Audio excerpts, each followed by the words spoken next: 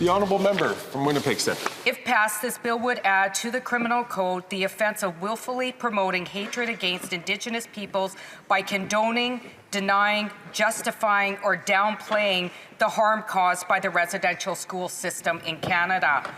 As an NDP MP tabled that bill, Parliament Hill was being prepared for Monday's Truth and Reconciliation ceremonies.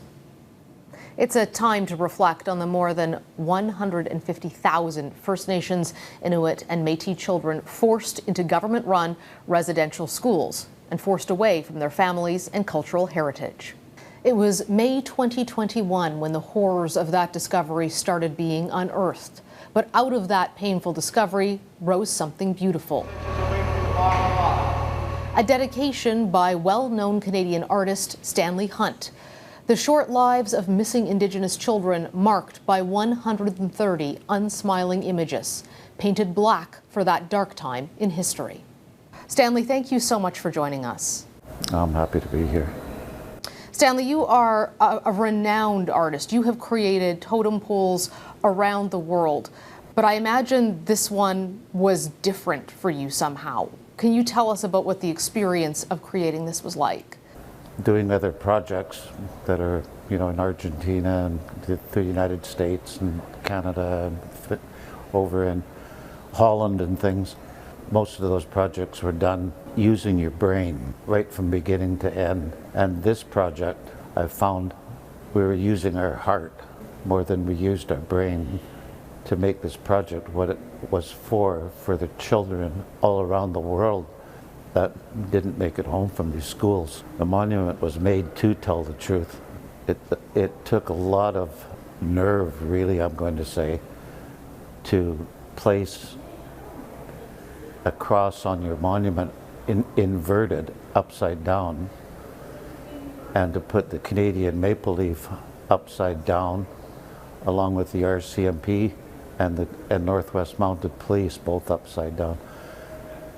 I thought about that. I had it in the original concept, I had it right side up. And then I thought to myself that there needs to be told, the truth needs to be told. So I went with it inverted.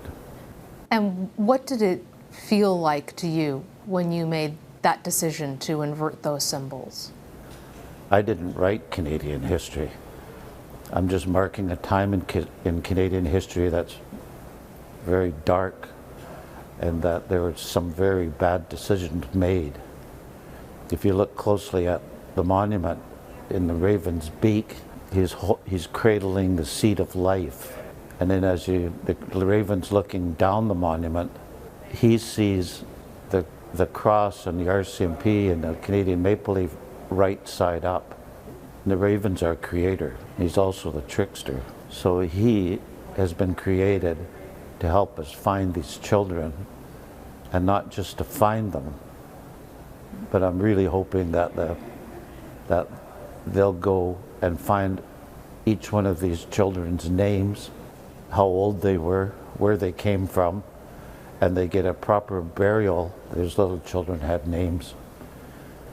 When they got there, they had their Bakum names or Indian names. But because the people that ran those institutions, they didn't want to learn how to say Kwakiutl First, Hayustistala, all that, are names of our people.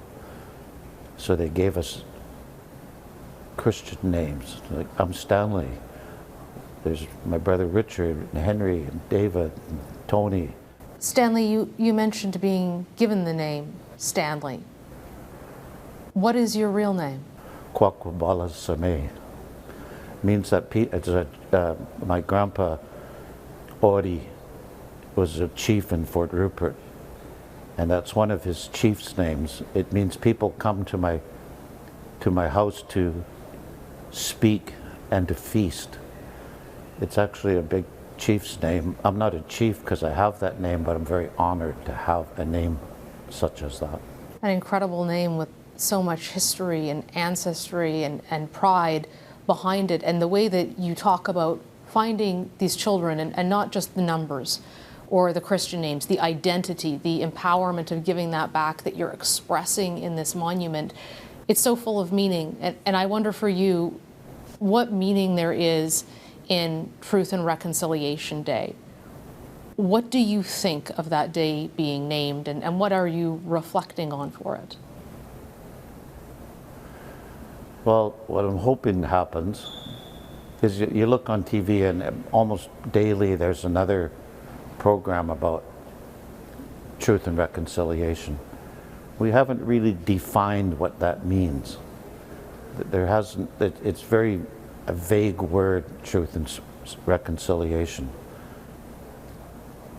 But by giving us a focal point, which is the monument, that it tells the truth about that, about the Canadian history.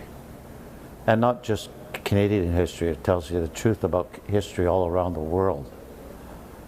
And if we can understand the truth of the true history of Canada, and people can believe that this did happen, then I think as Canadians we have a better chance at reconciling. I don't think it can happen unless people really do understand what happened in residential school. What do you think about when you sit and take your monument in? What do you feel? Well, I feel deeply honored and very humbled by the whole experience. This was an idea, and it kind of blossomed into its own life. And the monument itself has its own spirit, and I believe when people come in and see it, and well, from what I've witnessed, when people come and see it, and they hold it, or actually wrap their arms around it, they speak their truth about what happened to them at their time when they were in residential school.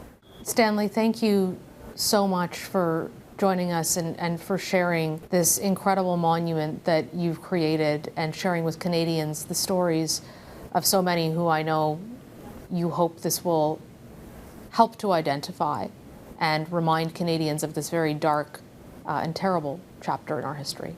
Thank you so much. Thank you, Mercedes.